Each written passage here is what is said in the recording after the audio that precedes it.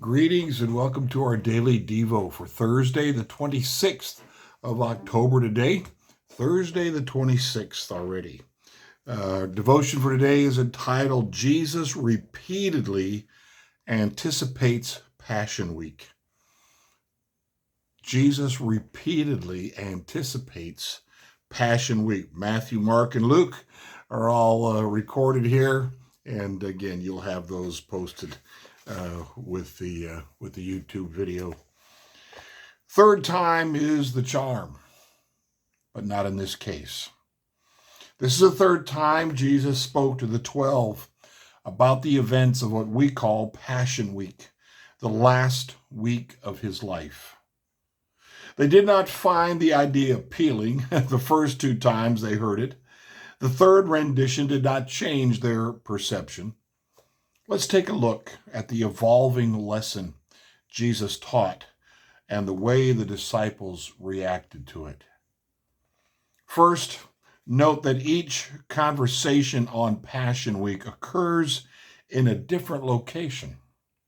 We have already encountered the first time Jesus spoke of his impending suffering, death, and resurrection. This occurred at the base of Mount Hermon just before the Transfiguration, Matthew 16, Mark 8, Luke 9.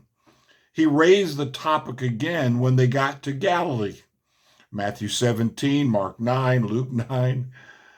And now he tries again in Perea. If we put these three lessons on a map and timeline, we will see that each successive lesson puts us another step closer to Jerusalem and the moment of Jesus' crucifixion. Second, each successive lesson adds different details. The core content of the lesson remained the same, but the second and third lessons add information about the role of the Gentiles and how Jesus would be mocked, insulted, spit on, flogged, and crucified. These graphic details horrified Jesus' students and made them resist the notion even more. And that leads to the third difference we see in these gospel accounts, the reaction of the disciples. The first time, Peter pulled Jesus aside and rebuked him. Such resistance is not mentioned following the second and third lessons. Instead, the Gospels tell us that the disciples were, quote, filled with grief, Matthew 17:23, confused and uncertain about what he meant. Jesus tried to help by validating the plan using the Old Testament.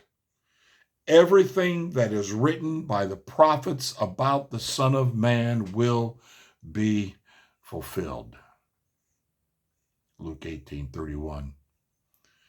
But the disciples were not buying it. That view did not fit with the disciples' expectations about the Messiah. And so, despite Jesus' efforts to prepare them for the dramatic events of Passion Week, we find them increasingly unprepared for the monumental moments to come. Expectations. We talked about that on a Sunday message a couple of weeks ago, specifically John the Baptist's expectations. Even he had certain expectations about Jesus. The Pharisees, the leaders, the religious leaders of Israel had expectations. Unfortunately, they weren't 100% correct.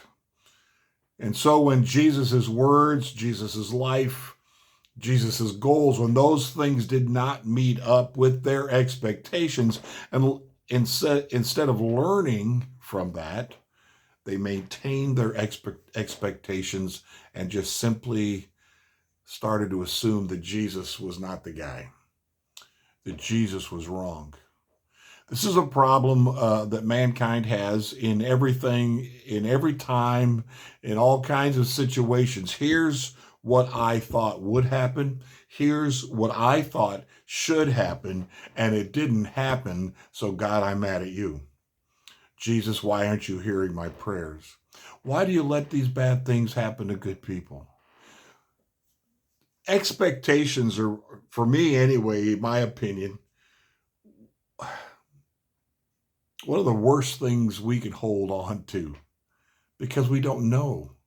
We don't know what the next half hour holds. We don't know what the next day holds. We just don't really have the ability to plan it out and get what we want. It's just simply out of our control. And so to think otherwise, you just plan to live disappointed. Instead, we trust the Lord. We put our lives, our days, our futures, we put it all in his hands. And the expectation we hold on to is, he loves me. All things are working together for good to those that love God, to those that are called according to his purpose. The things I see in the Bible tell me I may and even will go through hard and difficult times in this life. The spiritual enemies are opposed to me, so not to expect. It's like going into battle and simply having the expectation that no bomb will come near me, no bullet will zing by me, no bullet will hit me, no bomb blow me up. It's just the reality of how things are that we find in the scriptures, that we learn about who the Lord is and what he can do. And so we be still, we cease our own striving, and we know that God is God, and our lives are in his hands, and his plans for us are always, always, always so much better than the plans we make for ourselves. Cast all your care on him, brothers and sisters, because he cares for us. He really does care for us. Blessings to you today on this Thursday.